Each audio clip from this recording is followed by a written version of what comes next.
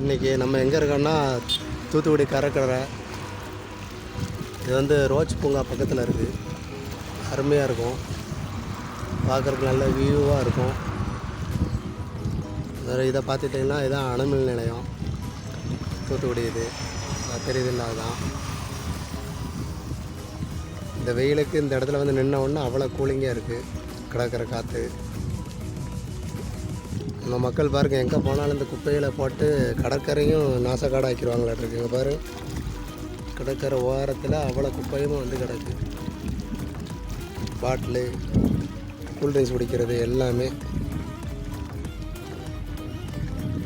கொஞ்சம் யாரும் கடற்கரைக்கு வந்தால் எதுவும் திங்ஸ் எல்லாம் இப்படி தூக்கி போடாதீங்க.